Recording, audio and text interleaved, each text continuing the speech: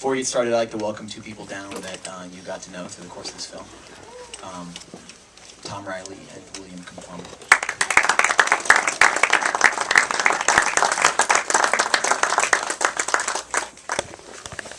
Thank you. I can get that later. Thank you. Wonderful. So Oh yeah, sure. We're gonna go ahead and start the Q&A with just how did you come up with this documentary? Like, what are the origins of that backstory, and how did you get to meet William? So I actually learned about William through the TED conference, that very first TED Talk that you saw in 2007, and I met William through Tom Riley, who, as you saw in the film, identified William and took considerable concern for him there, and that was really the origin of this story. Oh, great. We're going to go ahead and open it up, because I know you guys probably have a lot of questions, so... Anyone? Hi, everyone. Are you done with undergrad yet, William, and how has it gone?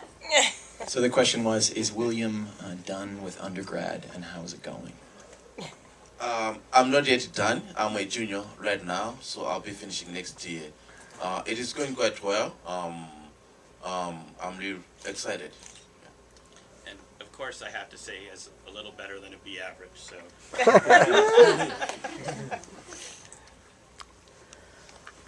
Thank you, Ben, for making this beautiful movie. I want to ask both William and Tom a question. Historically, white people played a role in Africa. And today, we've seen documentaries about what some white people are doing in Africa that is not like this story. Tom, how do you see your role as a North American mentoring a young African man? And William, how do you keep your sense of self surrounded by American culture? Right. So one of the question, half the question was about how I approached working as a white guy in Africa, and there actually is something different about how I looked at it than how a lot of folks looked at it before, which is, I think the only way to change the continent is to find the spark plugs, the leaders who are going to change the continent for themselves. So, and then help them, and then they help their villages. So I wasn't like going to the village and saying, fix the village. I was saying, William, what do you want to do in your village? Okay, then I'll help you make that happen. And I think that there's a big distinction there. And the way that we win is generating this incredible new generation of leaders like William, and you know, the ALA is minting them even as we speak. I'll just restate the question. And my question to William is, how do you keep a sense of your African self in this American culture that you're very much a part of now, and where you've become famous in the kind of machine that separates you from your village? So the question for the other room was, how does William keep a sense of self within an American culture?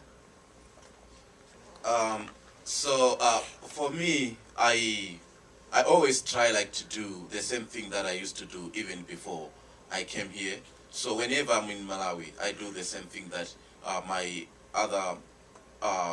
fellow Malawians do. So I really like respect the American culture, and at the same time I also respect Malawian culture. So I do try to do when I'm here, I'll be trying like to respect, to understand and learn more about like American culture, and at the same time not completely like losing what my Malawian culture is. So when I go back to Malawi, I also try to maintain the same way of living that I used to live, like hang out with the people that I used to hang out.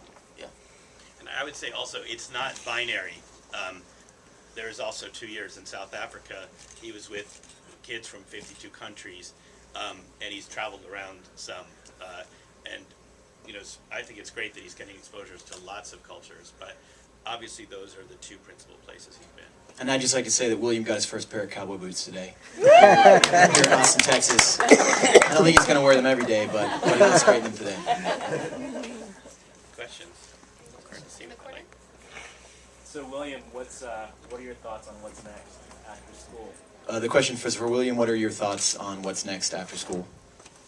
So after school, right now I'm planning like to go back to Malawi and see how I can be able to use the knowledge that I'm getting through my education.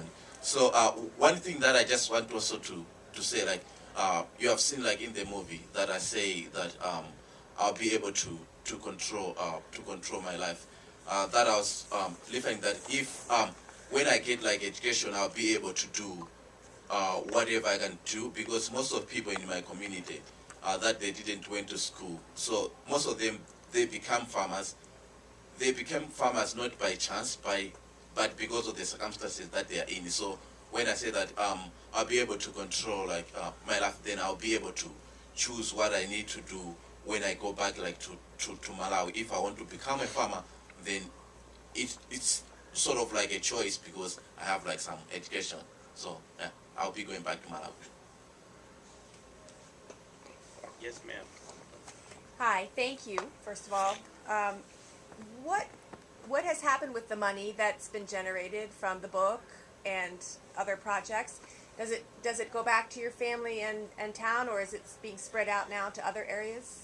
The question was for William, what has happened to where does the money go as a result of his book and such?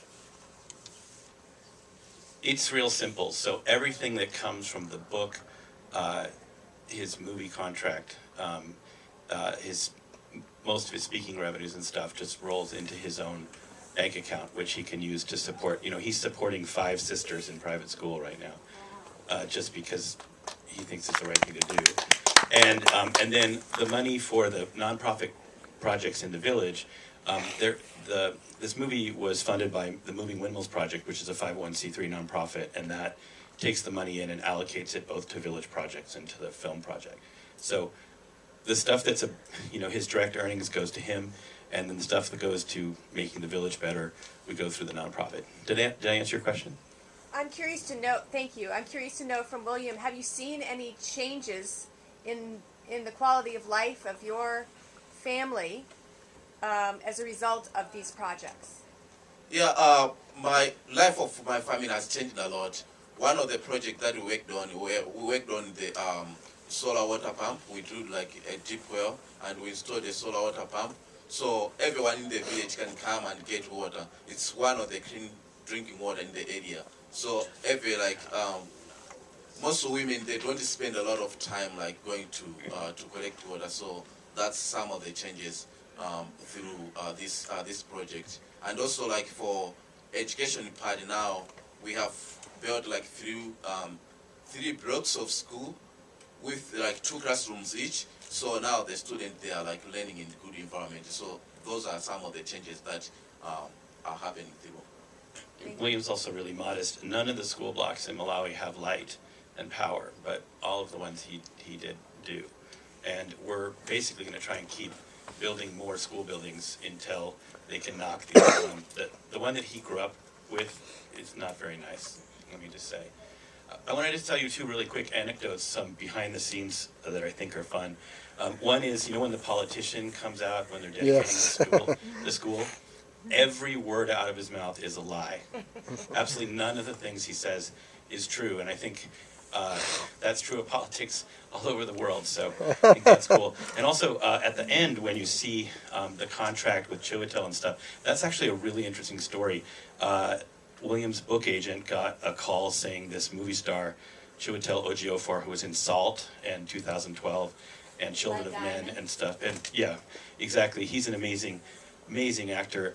He called and said, I'd like to make this my first directing project.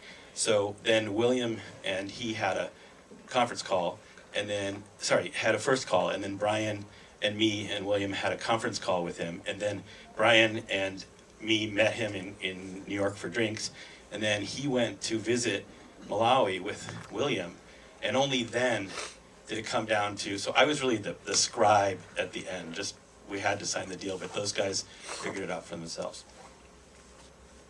We don't have time for any more questions, but if we could have some final words or thoughts, please. Or was there a direct question for the filmmaker? Just Yeah. a quick one.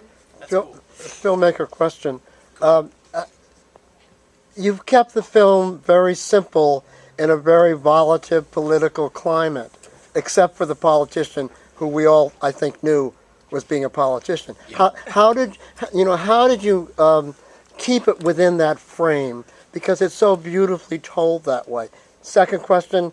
This is a music festival too. Jill Sabul, Allie Willis, and then Tim Gill are in the people that are in the film. I'd like to know how they got involved. Sure. So to answer the first question, well, answer the second question first. A lot of people have been supporters of the story as they've learned about it in various ways, in part through the TED community. We had a really successful crowd-sourced campaign, and a lot of people chipped in to help us. So, as you'll notice, our supporters' credits are 5 times longer than our crew credits. That's the story, I guess, of this independent film. Thank you for bringing up the other question. I think about the subtlety of the film. That was a very important detail to me, extremely important, and very difficult to maintain through the course of this story, largely because it's the person that I see and the person that I know. And it was absolutely necessary to me to represent William beyond the story of William's book or beyond the story of William's talk, to give him a portrait that would enable him to do whatever he wanted to do. So those are the choices that I made. I mean, ultimately, it's not about the media, the books, the movies, anything. It's about getting a good education and being able to help his village. And that's what I think you kept in mind on the through line on the film, and I think that's what your focus is. So thank you all very much. By all means, come and talk to us, ask us questions later.